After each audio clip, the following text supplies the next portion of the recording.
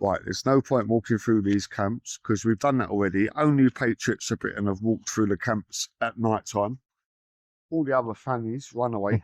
But yeah, it's only Patriots of Britain who's walked through. There's no point walking through now. We've got all the interviews that we need. We're going to walk through down to the camp where it was, the main camp. And we're going to quickly see what's left there of that because it looks deserted. It looks like they've moved over to the other side where it's more drier. This is marshland, what's dried up. Every time it rains, this floods that. This is 2 o'clock in the morning and we're walking in the middle of the night. And there's only 2 of us out here. But obviously there's still people living in there. As you can see, there's still people living in there. But look at the conditions that these people were happy to live in before they make their way over to Britain. Compared to the hundreds of people who was here last time we was here, there's only 50, 60 people left in this camp, but we're going to keep walking through and see what we see, yeah?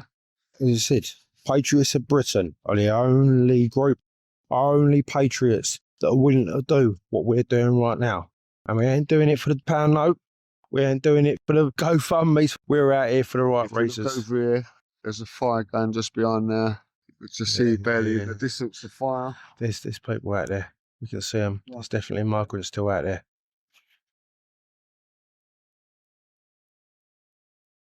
Right, you see the heat blankets keep them warm over the winter. What's just gone? Just discarded. Not given back. Not anything.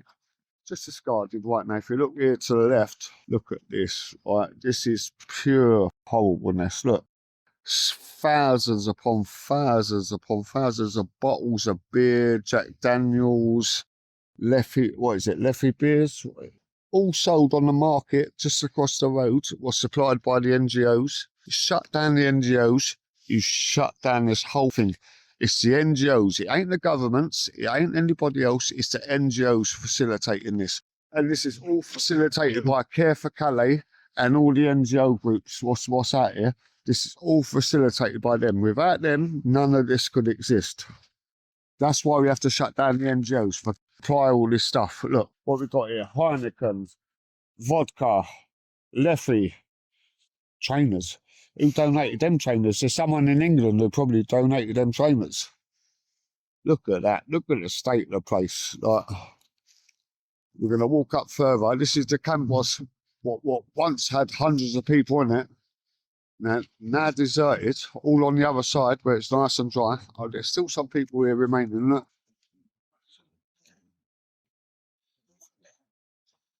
They got their chair there. And that chair.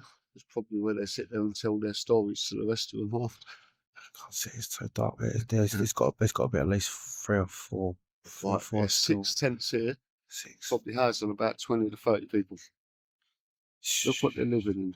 Look all the rubbish that they're living in. Pure filth. Right, we're up the far end of that camp now. And as you can see, tons upon tons of rubbish still sitting there. All donated, everything done. How many thousands of beers are here? Look, more in the bush there, you see the reflective stuff? That's given out by the NGOs. Without the NGOs, none of this could exist. And this is the end bit. So as you can see, what, 10, 15, 20 tons of rubbish just in this little bit alone? God knows what's under there. God knows who's under there, let alone what's under there. You never know, look. That's where we got threatened with the guns last time, down there. That's where, you see where the torches shining. Down there, walk with me. This is where we was here last time, Patriots of Britain. This is where Patriots of Britain members got threatened with the guns last time and told to go by so-called Taliban. We're going to leave now and go back to the beaches. There we are, Patriots of Britain, in what used to be one of the main migrant camps in northern France. We've seen, you can see there, the amount of rubbish, beer bottles, needles, human feces has been left behind. Beer bottles, disgusting. So we're walking through, it's completely deserted now. We're walking through, it's now 2 a.m. That's one of the old tents there. Look, I don't think there's anyone in there, but we're gonna have a look.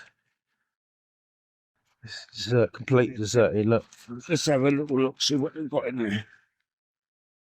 lucky I ain't putting this on, eh?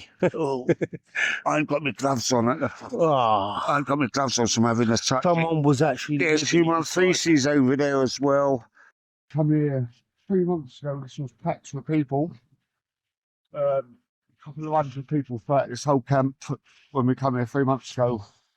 Yeah, where it had been flooded out down here, it could be completely flooded out. This whole area. This was a vibrant area for the migrants. One of the most violent areas as well. There've been shooting, stabbings. As you can see, there's still migrants here. Here we go. Patriots of Britain are here to say hello. Is that a rat? Shadow. Are they still here? Right, as you can see, there's still migrants here in the camps. It's still live. It's still happening.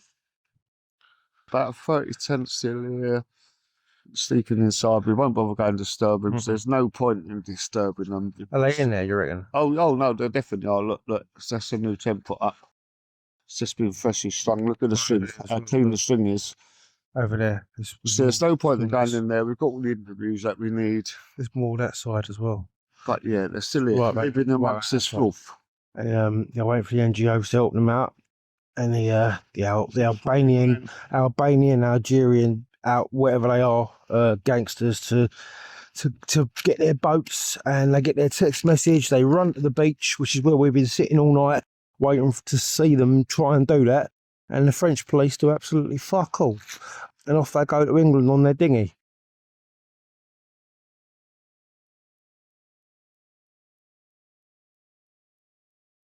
As we've said before, we've never ever said we're coming here to stop the boats, because you can't stop the boats. Anyone who says they're going to come try and disrupt or stop the boats, utter bollocks, utter crap. No one, we can't stop the boats. We've never ever come to stop the boats. All we come is bring people out to document what's going on, exactly what's going on out here, so people know, because no one gets told nothing in England. Nothing at all. I'll tell you what, this beach is amazing. 18 kilometres, I think 18, 19 kilometres we're walking it. This is the beach they've been coming from lately. It's the easy one. There's a massive camp. The biggest camp here that we know of is about a mile and a half down the road. That's why this one's the main one. And then you've got the smaller camps down near Dunkirk, and they come over. And there's a camp just down the road from here that's specifically for lorry crossings. This is the beach that everyone's been coming over lately. Wind's picking up now, but oh well. Yep, I think it's about 4:15, something like that. So actually, just before it gets dark, we're waiting for them. The way they work it, they work their way here, they get their messages, they work their way here, place by place, they get their messages, they get told where to go, and eventually they'll end up down here. And they wait for the boats to come in, and then they will run out with the boats. I think the tide's just coming in now, but it goes absolutely miles out.